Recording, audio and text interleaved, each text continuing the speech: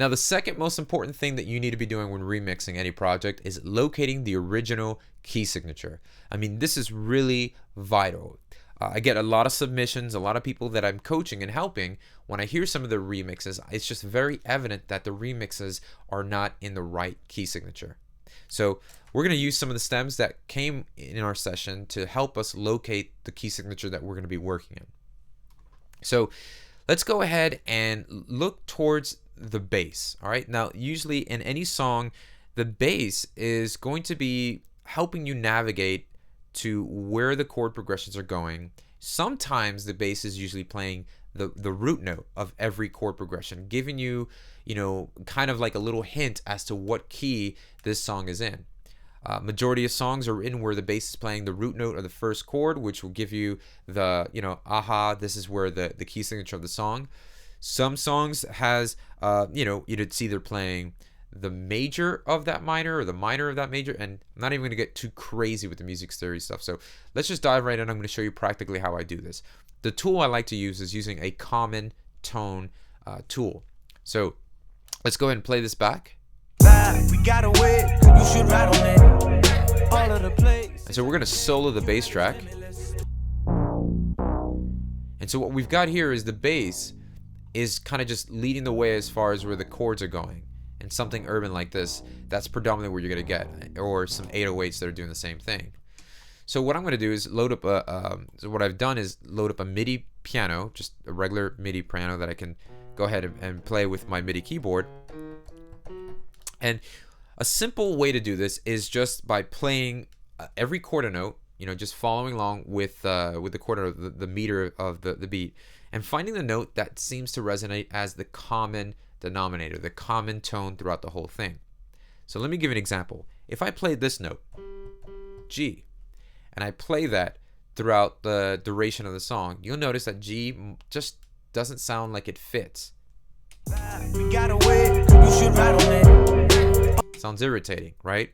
But if you go ahead and play a note, let's say E flat, E flat feels more at home. So you can just go all across the keyboard.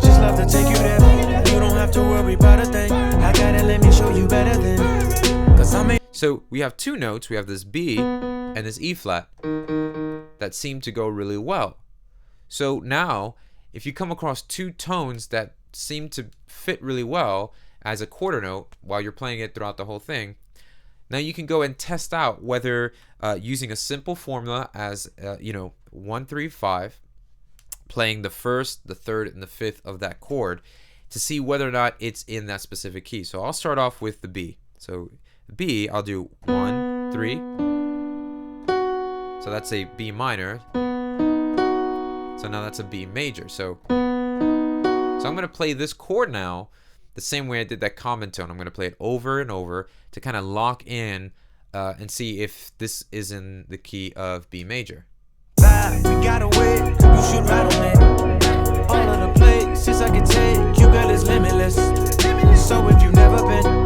So that works. Let's try that other note that we were just testing. That's this E flat. I'm going to do the same thing. Let's do a 1, 3, 5. Now, what I mean by 1, 3, 5 is I'm playing the first note of that scale, I'm playing the third note of the E flat scale, and I'm playing the fifth note of that scale. Okay? Without getting too deep into the music theory, you could use a formula such as whole step, half step, whole step, half step to locate the notes that belong to whatever key that you're playing. Okay? So let's do the first, the third. Okay, this is E flat major. And E flat major is clashing. So let's go ahead and lower that third and try E flat minor.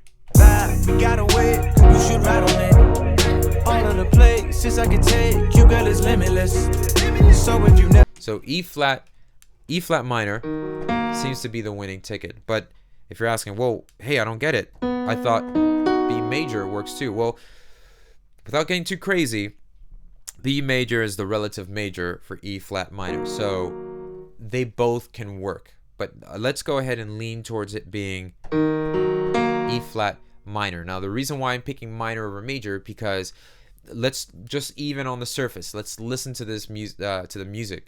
It's a little bit darker. It's not as bright as, let's say, the major, right? So because it tends to be a little bit darker and melancholy on the minor side, I'm going to gravitate towards it being at E flat minor. I know a lot of you music theory heads and classical trained musicians out there, bear with me, but I'm really just making it simple to follow along, okay?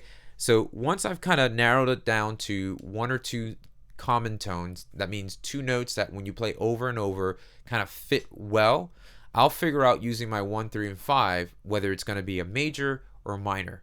In this case, I've narrowed it down to this song being in the key of E flat minor. Well, now that I know that it's an E flat minor, I can go ahead and find out the notes that belong to that scale by using the minor scale formula. And once I do that, I now know what notes not to play and what notes I can play.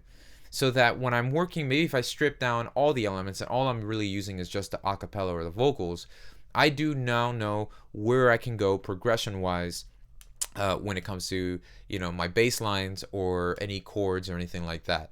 So getting the key signature of the original song is the second most important step. So let's move on to the next step. Now, the third important thing that you could be implementing in your remix project is having a reference track. Now, this is very important because a reference track can help guide you through some of the most frustrating moments when remixing anyone else's work. It holds you accountable to seeing the goal or the end result in mind. So what you want to decide is, let's say I'm going with a deep house. I'm going to do a deep house remix of this Usher song. So I'll pull in a deep house reference. I'll put that in my session, and I'm going to go ahead and use that as a guideline. So let me go show you what I'm talking about. So I just went ahead and brought this in. Here's a reference. It's Grade's remix, Bloodsport. So I'm going to drag this over to the top. And just because I like to be organized with my session, I want to go ahead and just listen in to the reference track and just more or less get a guideline as to where some of the drops coming in, where are the builds, where this thing, and it just gives me an overall bird's eye view of where I should be headed when remixing. So let's just solo this track, lower it down.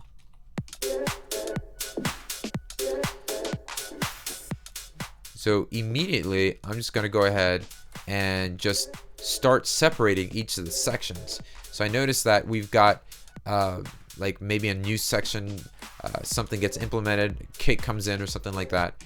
So I want to go ahead and lock that in. So first thing I'm going to do is go ahead and warp my reference.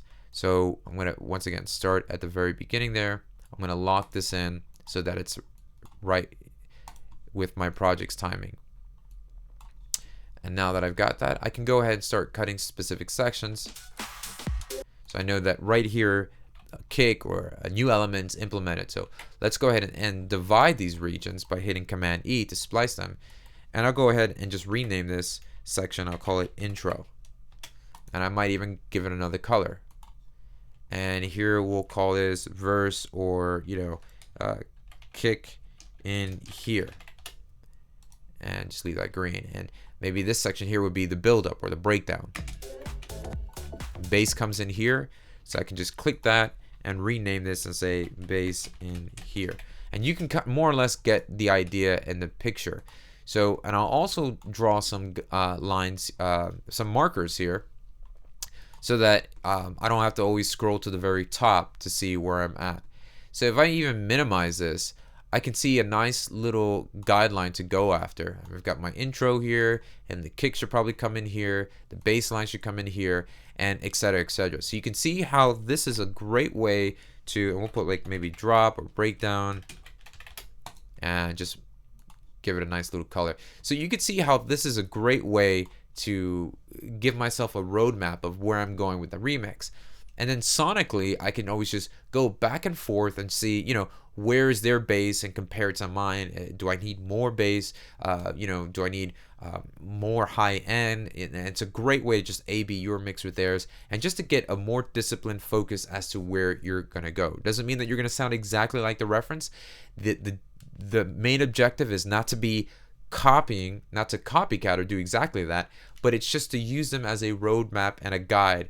And then once you've done this a couple of times, you'll have the discipline and understanding of, and this will be second nature to you, and eventually you won't need a reference track anymore. You'll just know exactly how to formulate all of this. So, but this is a great thing to have because it's going to give you discipline and focus so that you can go ahead and not get distracted and not lose production time, and actually iron out and get all the kinks worked out and get your remix done and finished and out there.